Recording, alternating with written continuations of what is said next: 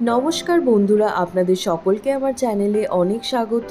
আজকের রেসিপি চিংড়ি বাটা দিয়ে পটল। এটা খুবই সুস্বাদু একটা রেসিপি, যেটা গরম ভাতের সাথে খেতে ভীষণ ভালো লাগে আর খুব সহজেই বানিয়ে নেওয়া যায়। তাই একঘেয়ে পটল চিংড়ির স্বাদ বদলাতে একবার এইভাবে চিংড়ি বাটা দিয়ে পটল বানিয়ে দেখুন। আমি নিশ্চিত আপনাদের সকলের খুব ভালো লাগবে। প্রথমে পটলগুলো ভালো করে ধুয়ে পরিষ্কার করে মাঝখান দিয়ে অল্প করে খোসা রেখে ছাড়িয়ে অর্ধেক করে কেটে নিয়েছি।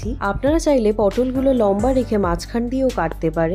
দুটো বড় সাইজের আলু ডুমো ডুমো করে কেটে নিয়েছি। 200 গ্রাম ছোট চিংড়ি খোলা আর মাথাগুলো ছাড়িয়ে নিয়েছি। আপনারা চাইলে চিংড়ির পরিমাণটা বাড়িয়ে দিতে পারেন, এতে চিংড়ির পরিমাণটা বেশি হলে স্বাদটা আরো সুন্দর হবে। এর সাথে লাগছে দুটো বড় পেঁয়াজ বাটা, দুটো মিডিয়াম সাইজের কুচিয়ে নেওয়া টমেটো, 1 চা চামচ আদা বাটা, 1 চা চামচ রসুন বাটা, দুটো তেজপাতা, 3টে গোটা শুকনো লঙ্কা, হাফ চা চামচ জিরে, 1 টেবিল চামচ গরম মশলার গুঁড়ো, শুকনো লঙ্কার গুঁড়ো আর হলুদ গুঁড়ো। চিংড়িগুলো আমি একটা গ্রাইন্ডারের সাহায্যে গ্রাইন্ড করে নেব। আপনারা চাইলে চিংড়িগুলো শিলে বেটে নিতে পারেন। চিংড়িগুলো গ্রাইন্ডারে বাটলে একটু জল দিয়ে বাটতে হবে।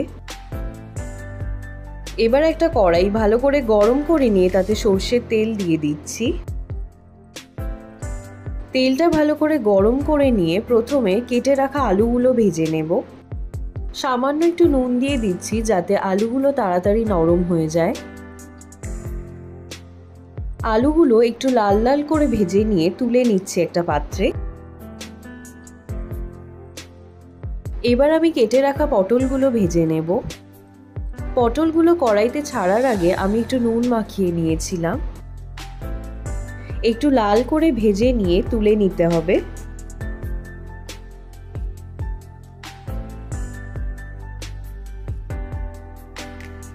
পটলগুলো তুলে নিয়ে আমি ওই তেলে দিয়ে দিচ্ছি তেজপাতা, গোটা জিরে আর শুকনো লঙ্কা।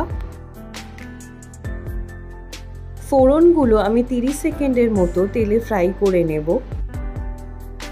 এবার আমি দিয়ে দিচ্ছি পেঁয়াজ বাটা। পেঁয়াজ বাটাটা আমি মিডিয়াম ফ্লেমে 2 মিনিটের মতো ফ্রাই করে নেব।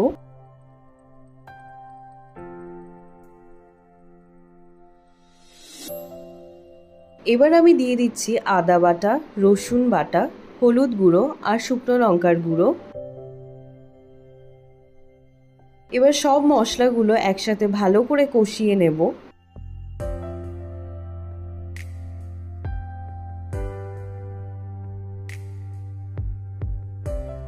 প্রায় 4-5 মিনিট লো টু মিডিয়াম ফ্লেমে কষিয়ে নেওয়ার পর মশলা থেকে তেল ছাড়তে আরম্ভ করেছে।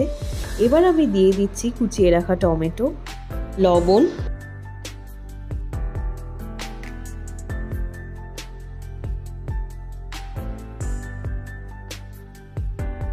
টমেটোটা গলে গেলে দিয়ে দিতে হবে বেটে রাখা চিংড়ি। চিংড়ি বাটাটা দিয়ে গ্যাসটা লো টু মিডিয়াম ফ্লেমে রেখে 5 মিনিটের মতো কষিয়ে নেব।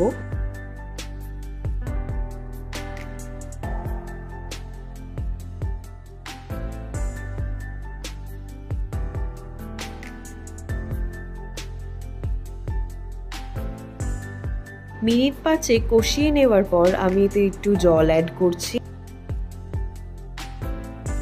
এবার এতে ভেজে রাখা আলুগুলো দিয়ে দিতে হবে।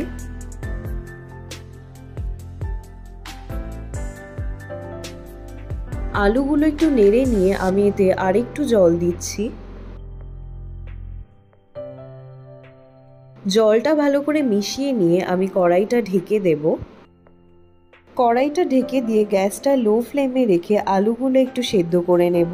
আলুগুলো যেহেতু আগে ভেজে নিয়েছিলাম তাই সেদ্ধ হতে বেশিক্ষণ সময় লাগবে না। মিনিট 2 ঢেকে সেদ্ধ করে নেওয়ার পর আমি খুলে নিচ্ছি। ঢাকা খুলে একটু নেড়ে নিয়ে এবার আমি ভেজে রাখা পটলগুলো দিয়ে দিচ্ছি। পটলগুলো দিয়ে গ্যাসটা মিডিয়াম ফ্লেমে রেখে মিনিট 2 মতো কষিয়ে নিতে হবে। কষিয়ে নিয়ে আমি আরও একটু জল দিচ্ছি গ্রেভির জন্য আর স্বাদ অনুসারে নুন। সবকিছু ভালো করে মিশিয়ে নিয়ে আমি গ্যাসটা লো ফ্লেমে দিয়ে আরও 2 মিনিটের মতো ঢেকে দিয়ে রান্নাটা করব। 2 মিনিট পরে ঢাকাটা খুলে নিয়ে একটু নেড়ে নিয়ে দিয়ে দিতে হবে গরম মশলার গুঁড়ো। গরম মশলার গুঁড়োটা একবার ভালো করে মিশিয়ে নিলেই আমাদের চিংড়ি বাটা দিয়ে পটল একদম রেডি। রান্নাটা হয়ে গেছে, এবার আমি ঢেকে দিয়ে গ্যাসটা বন্ধ করে দেব আর 15 থেকে 20 মিনিটের মতো স্ট্যান্ডিং টাইমে রেখে দেব সার্ভ করার আগে।